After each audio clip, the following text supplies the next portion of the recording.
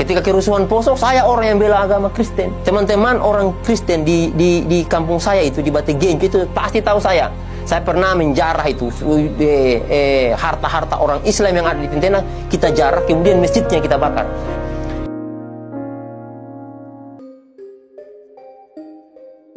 Jemi Mama, seorang pria asal Poso yang dulunya dikenal sebagai penganut Kristen yang taat, memiliki sejarah kelam yang sulit dilupakan.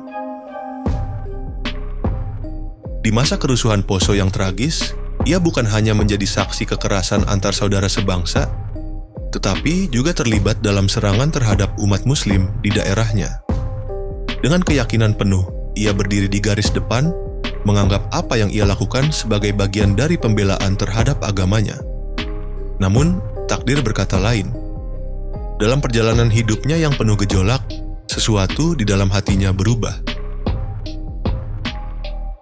Setelah bertahun-tahun hidup dalam permusuhan dan kebencian, ia mulai mencari kebenaran yang sesungguhnya.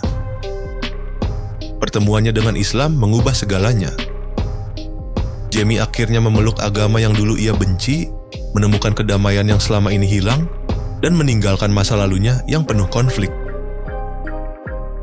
Ini adalah kisah tentang pencarian, perubahan, dan kekuatan iman yang mampu meruntuhkan tembok kebencian. Namun sebelum lanjut, jangan lupa untuk memberikan dukungan sederhana dengan menekan tombol subscribe dan like video ini. Dengan begitu, kita sama-sama berbagi kebaikan untuk lebih banyak orang. Mengapa saya memilih agama Islam, yang notabene agama Islam itu agama yang saya paling benci? Teman-teman orang Poso, Sulawesi Tengah pasti tahu saya. Ya, ketika kerusuhan Poso, saya orang yang bela agama Kristen. Teman-teman orang Kristen di kampung saya itu, di Batu Genjo itu pasti tahu saya. Saya pernah menjarah itu harta-harta orang Islam yang ada di Tentena, kita jarah, kemudian masjidnya kita bakar.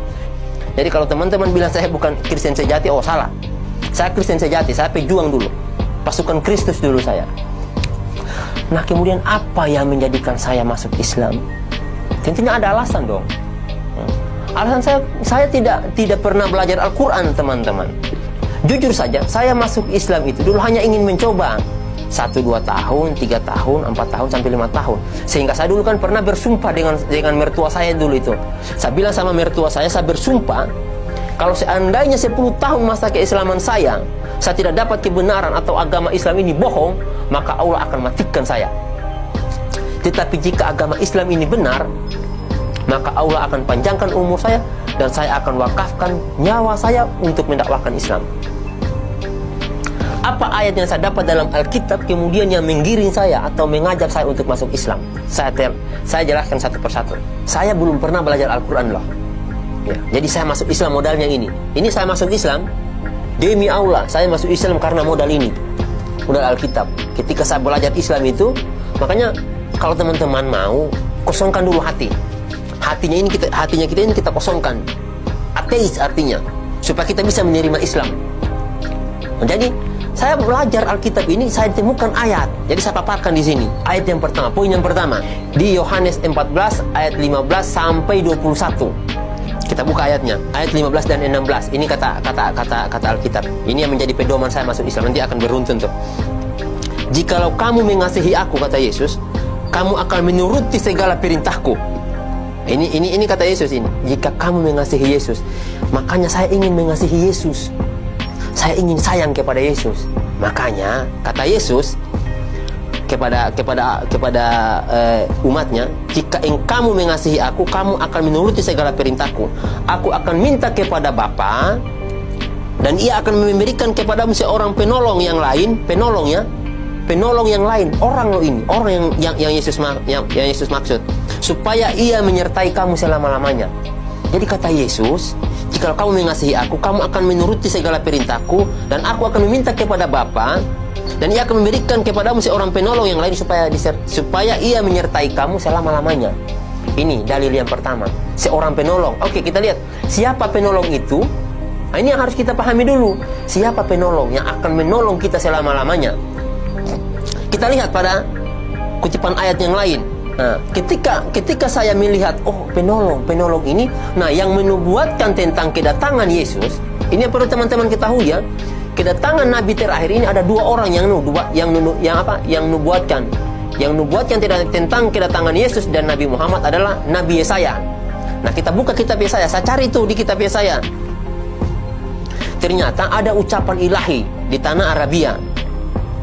Nah, ternyata Allah itu menurunkan firman-Nya di tanah Arab. Itu yang kedua. Setelah kita dapatkan orangnya, saya bilang, ini orang mana? Orang Arab. Nah, spesifikasinya lagi, orang Arab itu seperti apa? Dijelaskan tuh dalam Alkitab juga. Yesaya 29 ayat 12. Ini kata Alkitab. Dan apabila kitab ini diberikan kepada orang yang tidak dapat membaca dengan mengatakan, baik, bacalah ini, maka ia akan menjawab, aku tidak dapat membaca. Artinya, orang yang tidak dapat membaca itu adalah orang buta huruf. Dan satu-satunya nabi yang buta huruf setelah Yesus bukan Paulus. Paulus orang pintar, intelektual dia. Nah, Paulus itu bukan orang buta huruf loh. Itu yang perlu teman-teman pahami. Sehingga yang saya lihat, ini yang buta huruf cuma Nabi Muhammad. Apa iya? Apa iya? Karena saat itu betul-betul tidak mungkin. Tidak mungkin saya masuk Islam. Tetapi Alkitab ini mengarahkan, yang pertama orang, yang kedua asalnya di Arab, karena wahyu itu turun di Arab, kata Alkitab. Yang ketiga ciri-cirinya adalah orang itu buta huruf. Orang Arab buta huruf. Siapa kalau bukan Nabi Muhammad? Nah, ini dalilnya, sehingga saya memutuskan saya harus masuk Islam. Saya harus masuk Islam, saya putuskan itu. Nah, kemudian setelah saya masuk Islam, setelah saya mendapatkan dalil ini, apalagi yang saya kaji setelah itu? Harus kita kaji dulu. Oke lah, dia sudah sampaikan orang. Oke. Kemudian orang Arab. Oke. Buta huruf. Oke, mari kita lihat. Apakah orang yang dimaksud ini bertentangan dengan Alkitab? Saya harus lihat dulu. Jangan-jangan nanti dia bertentangan dengan Alkitab. Oke. Saya tanya tuh sama teman saya tentang karakter daripada Nabi Muhammad. Iya. Saya lihat, apa sih ajaran Islam? Saya tanya sama teman, apa sih ajaran Islam? Saya belum baca Al-Quran. Saya tanya sama teman, apa sih apa namanya ini, ajaran yang dibawakan oleh Nabi Muhammad? Dijelaskanlah sama orang Islam. Wah, Masya Allah, ternyata Nabi Muhammad tidak satupun menantang apa yang dibawa oleh Yesus. Ingat teman-teman ya, tidak ada satupun syariat yang Yesus bawa, syariat ya, atau ajaran yang Yesus bawa ditantang oleh Nabi Muhammad. Justru Nabi Muhammad di dalam Al-Qur'annya itu, nanti akan saya jelaskan juga. Di dalam Al-Qur'an itu justru yang diceritakan oleh Al-Qur'an adalah tentang luar biasanya Nabi Isa. Ya. Di Alkitab tidak dijelaskan dulu, tidak dijelaskan. Justru yang memuliakan Yesus adalah Al-Qur'an, di mana Yesus disampaikan, dikatakan di situ ketika Bunda Maria hamil itu mengandung, makanannya datang dari surga loh. Itu kata Al-Quran, makanannya dari surga.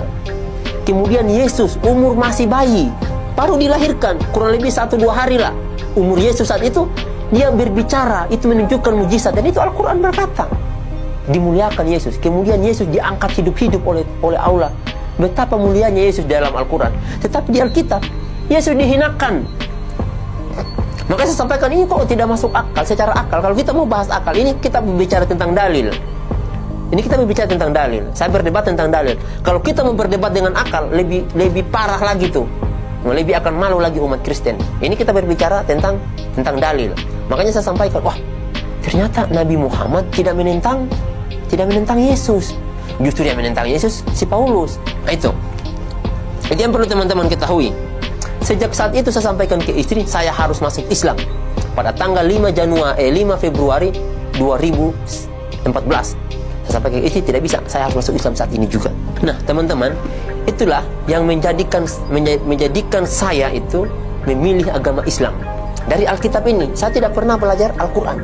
Tidak pernah. Sebelumnya saya tidak pernah belajar Al-Quran untuk masuk agama Islam. Tetapi saya belajar dari Alkitab ini. Ayat-ayat tadi itulah yang menjadikan saya kemudian memilih agama Islam. Karena benang lurusnya itu, kalau kita mau tarik benang lurusnya itu, Alkitab ini sebetulnya lurus tuh, menunjukkan kita kepada Nabi Muhammad.